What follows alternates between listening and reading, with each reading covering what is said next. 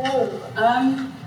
So I am currently in the process of writing a PhD thesis on various aspects of ukulele subculture, and one of my chapters has ended up being about YouTube specifically, which is both quite different from the more offline-based stuff that I've been studying, and it resembles it in some interesting ways. So this is my kind of introduction to the ukulele on YouTube. We live in an era, suggests Henry Jenkins, marked by an ever-increasing cultural convergence between consumer and producer, in which audiences, in Jenkins' words, take media into their own hands. He labels this phenomenon participatory culture, marked by relatively low barriers to engagement, support from peers for creating, informal mentorship, a belief that contributions matter, and social connection. And he defines this as a kind of formal model of do-it-yourself for the digital age. Jean Burgess and Joshua Green suggest that YouTube exemplifies this model of participatory culture. Its value is co-created between the Alphabet-owned YouTube Inc., that's the parent company of Google, and its users, who both upload video content and also simply engage with it. The traditional hierarchy between producer and consumer, according to Burgess and Green, is broken down, making it harder and harder to tell between the two.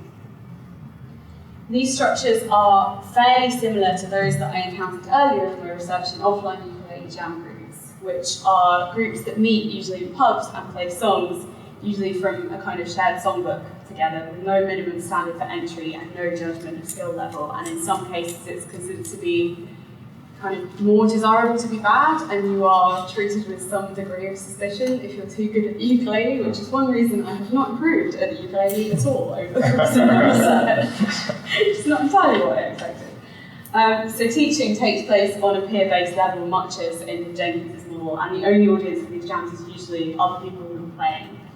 But most offline ukulele jams tend to host older players exclusively, and YouTube is particularly noteworthy for the number of prominent players in their teens and 20s who are creating content.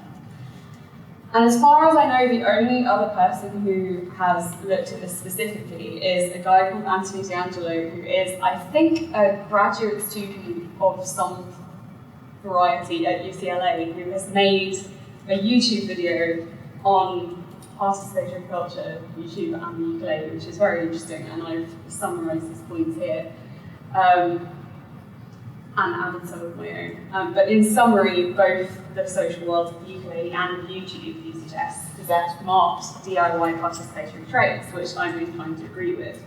And this is possibly one reason that the instrument has gained an enormous amount of popularity on YouTube. The two are kind of a natural fit structurally. In his book Streampunks, Robert Kinzel suggests that the open platform of YouTube could provide entertainment which has a range which is totally unmatchable by traditional media, and which allows independent creators, ukulele musicians among them, to rise to popularity based completely on merit. The stratospheric rise of ukulele player Jake Shirokuro's fame in 2006 after his YouTube performance of While My Ukulele Gently Weeps is perhaps the earliest example. Has anyone seen? It's got millions of views at this point, and it's like a kind of really virtuosic performance of While My Guitar Gently Weeps in the ukulele. It's not particularly representative of the kind of ukulele content that is posted on YouTube, but it's one of the early examples of kind of ukulele video that went viral on the platform. So participatory culture then can represent a force for creative democratization. However, the ukulele is not, as you may be aware, judged with universal positivity. Early on in the course of my research, I conducted a large-scale survey, which I think is still online. I analysed a bunch of the responses once it got to 800 people, but it is still open if you're interested in participating in it, to elicit opinions on the instrument's contemporary use. While the majority of responses came from ukulele enthusiasts who waxed lyrical mostly about its low-cost, portability and ease of use as a tool for creative expression, some respondents seemed to feel very differently.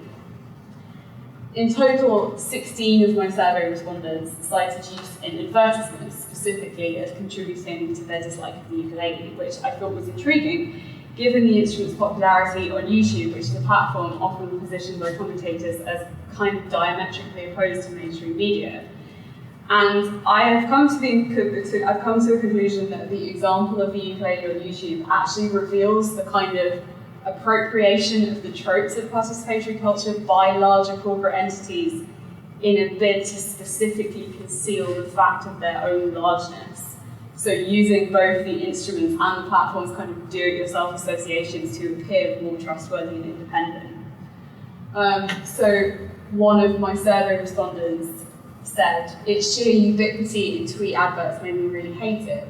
And the word tweet across the 800 survey responses that I've analysed so far is the most commonly used adjective by respondents who kind of harboured like a negative sentiment towards the ukulele, and I thought for that reason it was worth briefly unpacking. There is a book by Mark Spitz called Twee, which is very interesting and also full of problems, but it definitely touches on, I think, something that's very relevant that I don't feel has necessarily been unpacked by that many other people at this point. He identifies the word twee as a marker of a 21st century aesthetic in its own right, and he kind of codifies these traits of twee culture and suggests that it values beauty and independence, and it's nostalgic and drawn to old forms, simplicity and smallness. It's manifested in a range of kind of different kinds of cultural forms and media. He positions it as a kind of softer version of hipster culture, which resolutely clings to cuteness and promotes the freedom to be soft in an increasingly hard world, as he puts it. It's a hallmark of DIY participation, and it has increasingly been appropriated by mainstream culture, leading to widespread suspicion of its purity. In Spitz's words, too loud for frauds and impossible to truly purify or regulate. Possibly a contributor towards the distaste expressed towards the ukulele, which Spitz describes as a symbol of twee by some. So how does YouTube fit into this? The turning point in my own reconceptualization of participatory culture on YouTube happened when I moved from the online space into the offline space. So last year I attended Summer in the City, which is a YouTube convention that takes place in London and hosts around 10,000 visitors. I think this year's has just gone like last weekend, and I did not attend this year. The lineup actually was extremely similar, interestingly. And it's structured around panels and performances. And at present, as far as I'm aware, Summer in the City and similar conventions, and there are many, and some of them are much larger in size than this one.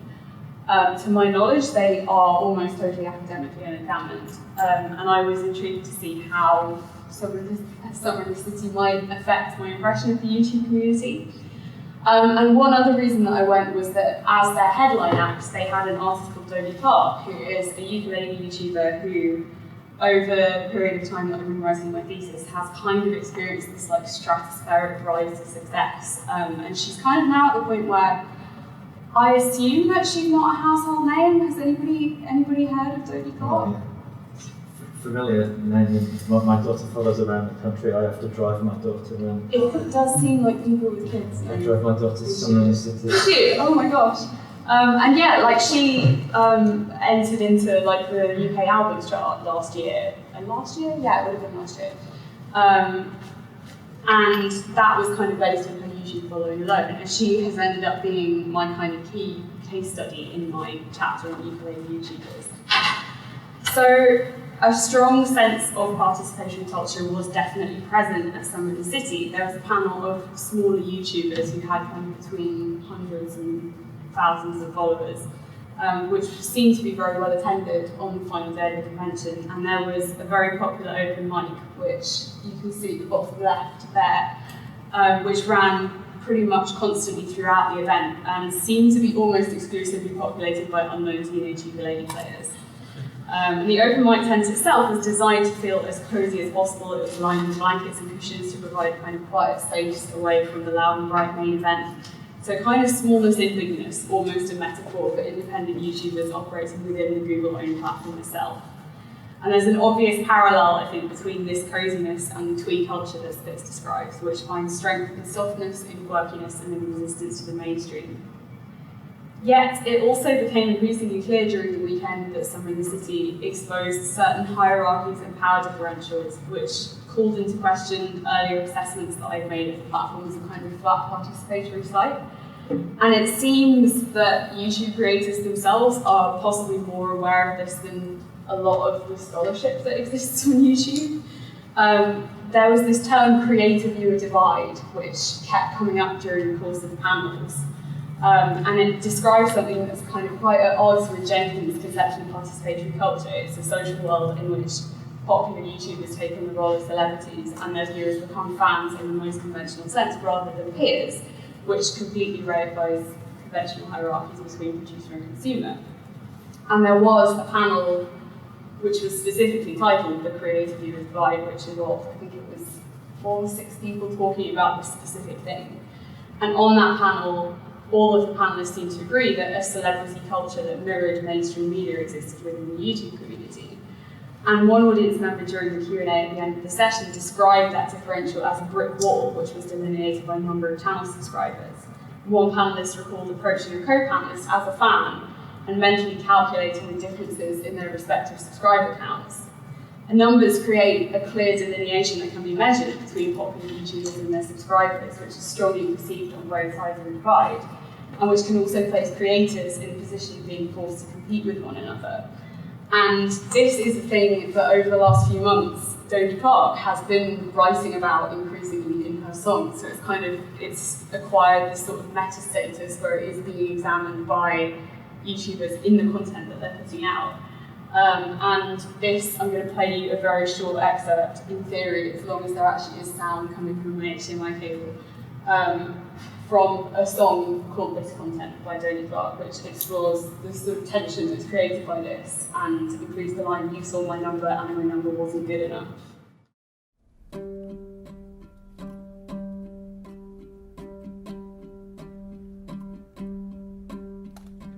Let's find out just how far I'll go to look like someone you should know. Maybe I'd sound a little better if my features were more sweet. Your mind's already been made up. You saw my number and my number wasn't good enough. I'll write a little better if I'm willing to compete. I'll do it if I have to, hoping for an in-between. Not what I meant when I said that I wanted to be seen.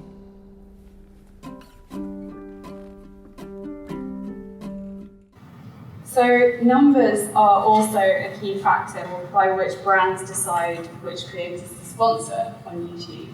Very little published writing seems to exist at this point on YouTube monetization, although I don't know how much of that is just because of the kind of length of the book publishing cycle and whether things will start to appear soon. I'm hoping so. Despite the fact that the majority of videos on YouTube are displayed with pre-roll ads, but many better known creators, including ukulele YouTubers and including very notably Dancecult, also make promotional videos for brands.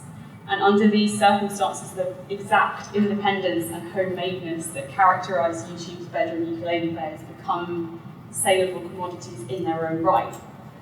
So despite the tension in this video that we've just watched, Clark has collaborated with numerous large brands herself, and her cover of I Want Candy for lollipop company Chappa Chups shows her in a dim, messy bedroom singing over a close-mic'd ukulele recorder with vocal pop sounds as the only percussion. And it's one of her most unpolished videos, but her precise unpolishedness appears to possess commercial value. The commenter on the original video on her channel states, "This is what ads should be," and I will leave you to decide if you agree.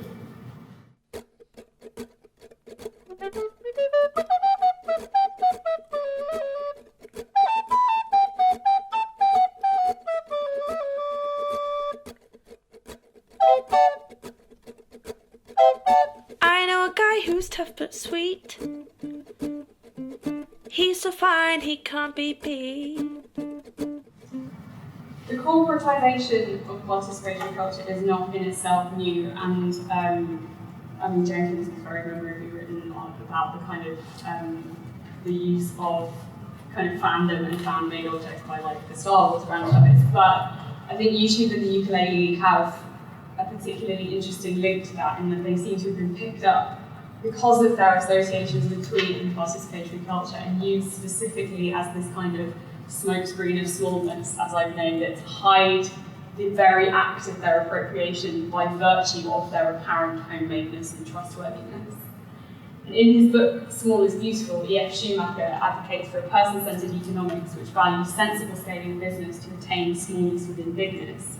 YouTubers and the ukulele have, I suggest, been used by corporations not necessarily to achieve this, but to at least mimic it at a superficial level, to hide the bigness behind the smallness, not necessarily because, as Schumacher believed, gigantization dehumanises workers and consumers, but possibly because smallness is what sells.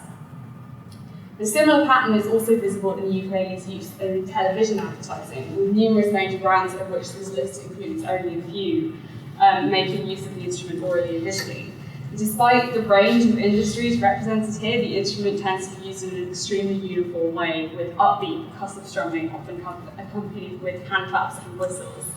And this uniformity is reflected in royalty-free stock music libraries. On Audio Jungle, which is a large online royalty-free library, almost 5% of all tracks, the last time I checked, were tagged ukulele, and virtually all of the ones that I managed to listen to matched the aforementioned style.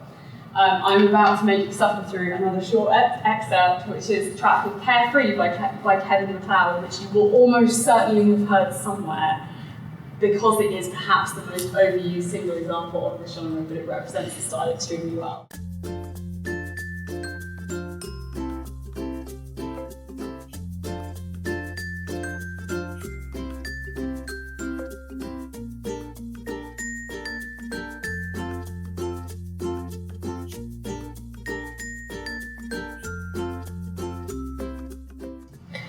The relationship between the ukulele's use on YouTube and in commercial advertisements is hard to untangle. And according to my own research, although covers and originals performed on the instrument became popular on YouTube as far back as 2005, its rise in TV advertisements happened around 2009 and seemed to occur almost simultaneously with the rise of the YouTube brand deals and also royalty-free music, often ukulele-based, in the background of vlogs and other non-musical online videos.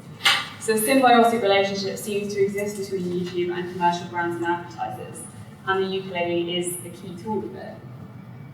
It's important to note that despite the tensions I've discussed, individual creators also experience benefits from the arrangement, both monetary and cultural. But why the ukulele specifically? Spitz suggests Tweed's tendency towards the cute and handmade might help to offset the fear induced by an increasingly modern and cold world. The ukulele's physical smallness, as well as what I found to be its growing reputation as an instrument particularly welcoming to newcomers by virtue of the participatory structures surrounding it, make it a particularly useful signifier of independence to gain audience trust. Some consumers harbour, as Spitz puts it, suspicions of purity, but for the time being, it seems that they're considered worthwhile collateral, since the participatory smokescreen is successful enough that advertisers continue to pursue it.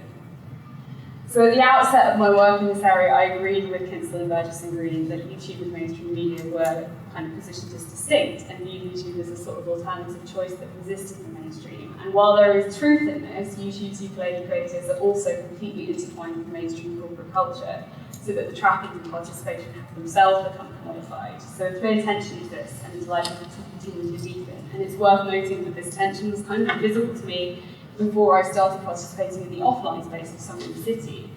And almost all previous work on YouTube has adopted the approach of ethnography. So it may be the case that convergence culture has reached the point that we can't get away with considering the online and offline as separate. So Jenkins notes that it's abundantly clear that not all forms of participation are equally meaningful or empowering. But I argue that the case of the ukulele and YouTube proves that forms of participation exist which may be both deeply meaningful and empowering to creators at the micro level, and the targets of corporate exploitation at the macro level, and it may at times be hard, if not impossible, to unpick the two.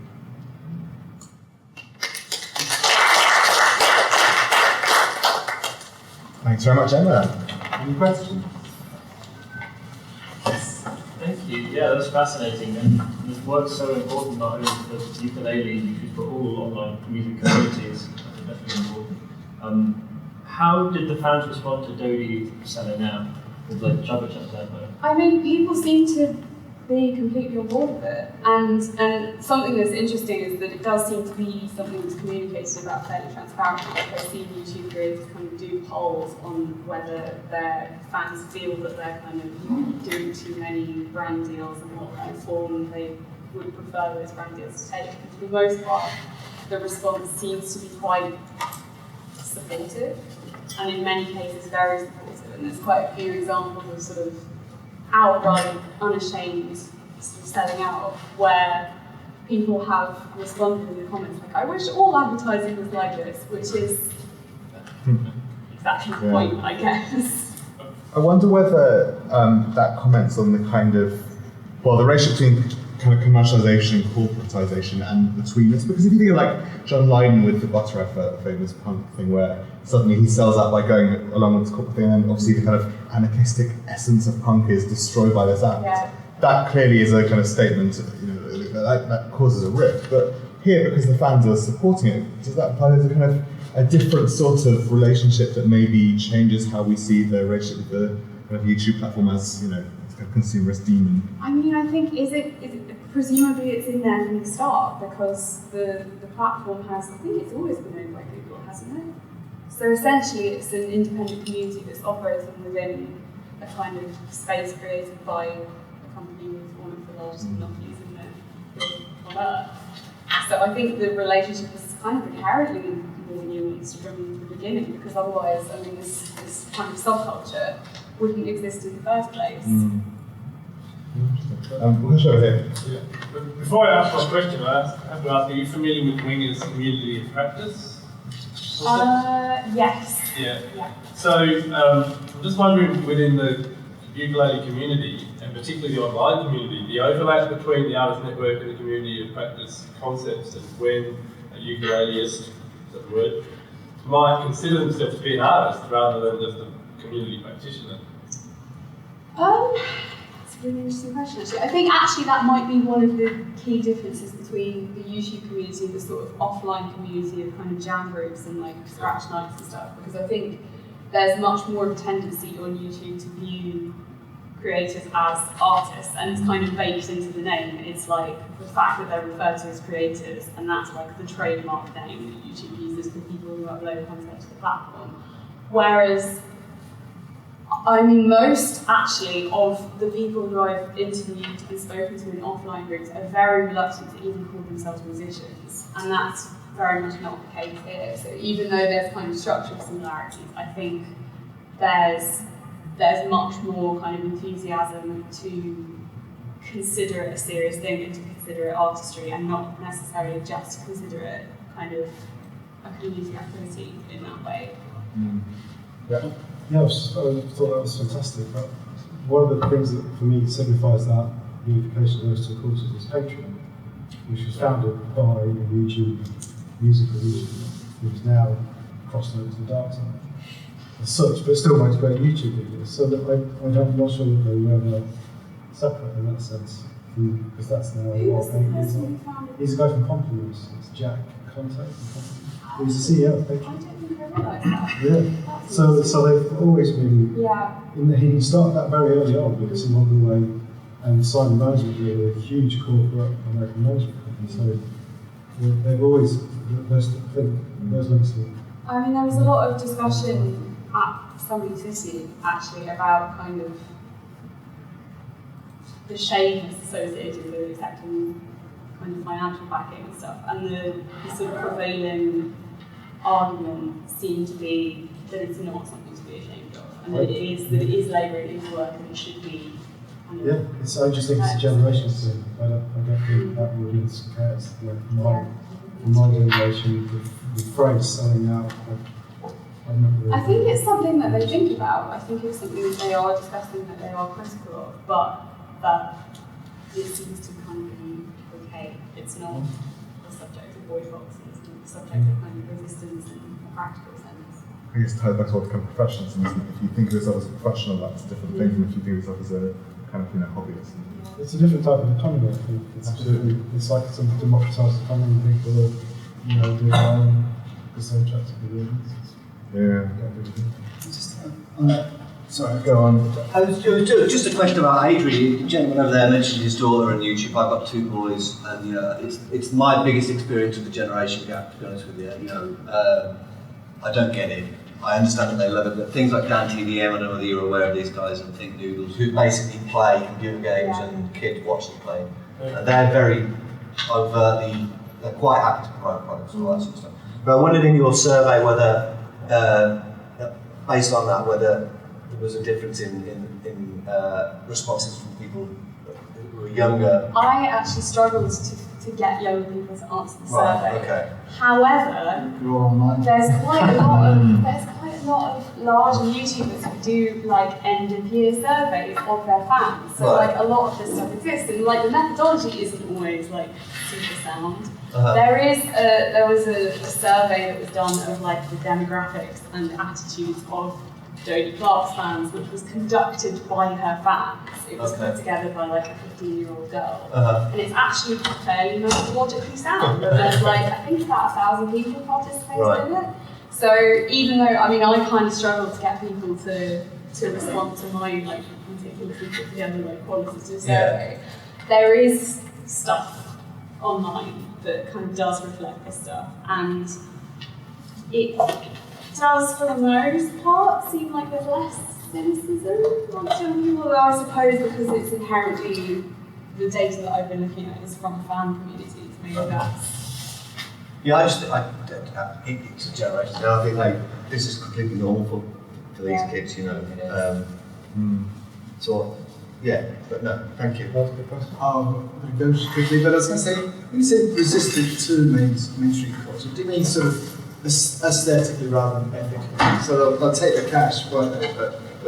And they're resisting because they're doing a gentle, homely thing? I mean, a lot of them are not accepting cash from the beginning. I think almost nobody on YouTube is making money from the start. What's the resistance? Has it expressed? I think it's a form of self-taught DIY and self-created music that doesn't necessarily bear much in relation to kind of what's in the pop charts and what's being marketed by kind of larger corporate conglomerates. So it resists mediation and I think it's PR support that record companies give artists, for example, is the way they resist it by going more grass level.